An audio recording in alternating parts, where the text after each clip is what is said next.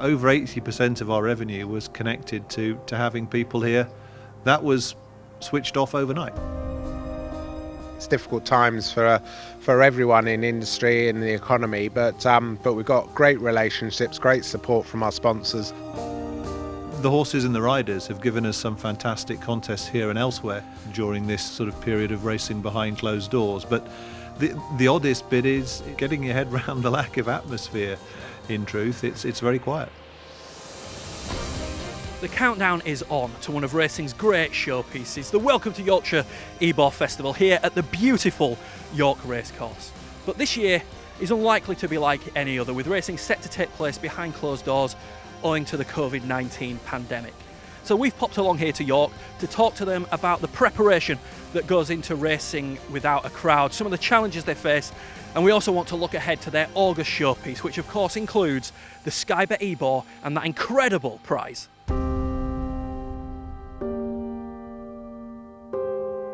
The strangest thing is having great racing but no one here to appreciate it on course. I know the television figures and the betting activity has been really big on our races, but having that lack of atmosphere has been really odd for me and the team at the racecourse, and we're very lucky to witness it in the flesh.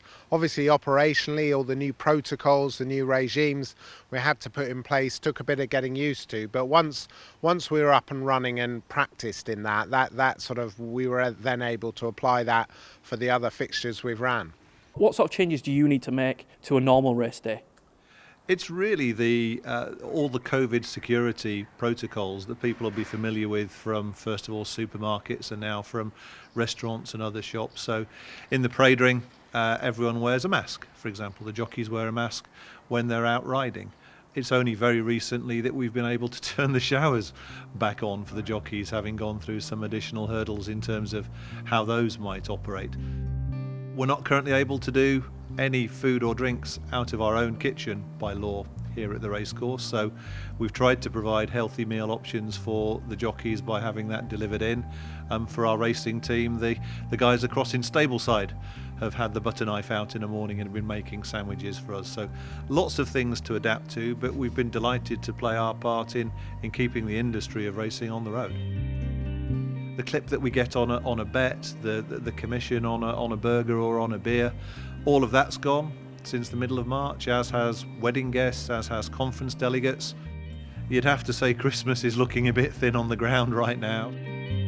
To lose that has been a real challenge for us and for the racing industry generally, but we have been able to work with partners, sponsors, supporters, and work with our own team to generate a return which has allowed us to invest into the racing program. It's nothing like the pre-COVID times when we had a crowd and people paying to enter the site and enjoying the site. So we've put £1.5 million in of our own money extra into the race program, really to attract the best horses around to race at the course and to support the wider racing industry. What's the reaction been like from annual members that aren't able to attend racing?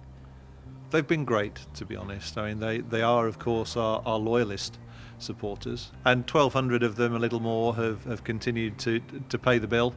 And we've said to them, look, we hope to get you back on track just as soon as it's safe to do so. If we can't, we'll carry over your membership and effectively have hopefully a more normal 2021 for free. But we've had some lovely messages from them to the annual badge holder secretary, Debbie herself, who's been off on furlough, but the messages of support she's received and they've extended to the wider team has really been quite touching. How excited are you by the horses that look set to head to the Welcome to Yorkshire Ebor Festival? This is just an incredible mouth-watering prospect for the horses to come. You've got Gayeth in the Jumpment International, currently the highest rated racehorse in the world. So due to come for our flagship race, the Jumpment International, a top 10 rated race in the global rankings each year. We've got the amazing filly Love, the 3-year-old filly who stormed to the Oaks victory at Epsom from Aidan O'Brien's yard. So to have her talked about to come for the Darley Yorkshire Oaks on the Thursday is just a huge thrill. And then, of course, the what's looking like could be the race of the week, the Coolmore Nunthorpe with Batash, the highest rated sprinter in the world. Some of those 2-year-olds looking like they're going to take this weight allowance, huge weight allowance for 2-year-olds in the Coolmore Nunthorpe. Wesley Ward's thinking about sending over his horse from Royal Ascot to come and compete over the 5 furlongs. Of course, Acapulco a few years ago just missed out in the Coolmore Nunthorpe, so he's determined to try and win the race. So it looks a mouth-watering prospect for our Group 1s. The Skybet Ebor looks like being as competitive and as fiercely fought over as normal, and a great cast of supporting races, both the group races, the handicaps, the maidens that make up the Welcome to Yorkshire Ebor Festival. No race will be less than £30,000, and our richest race is the £275,000 Jubilee International. When do you need to start thinking about autumn? And I don't want to skate here, but also start thinking about 2021. Well, normally we'd kind of get the Welcome to Yorkshire Ebor Festival done, and we'd have a little bit of a sigh, and then be straight into the planning for our September and October meetings. At the time that we're talking, not entirely clear quite the shape they will take. We think they may be as normal in terms of the fixture dates. Looks like September might be back behind closed doors, and potentially October is after that. October, the first date that the Prime Minister set out as his aspiration for public back in stadia. So that's something to very much be working towards for this year. Planning for 2021 will probably cascade out of that, but it's been a funny old year. Delighted for the sport that racing is one of the 3 sports identified by the government to pilot spectators returning to the sport. Our hope is that we can add to that pilot scheme if we're asked to, ahead of the resumption of spectators on the 1st of October.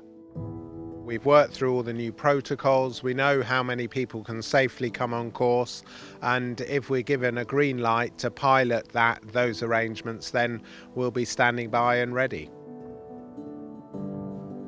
To quote Seamus Heaney, if we can winter this one out together, we can summer anywhere. And that's really been a phrase I've used with them and has resonated throughout the last 4 months.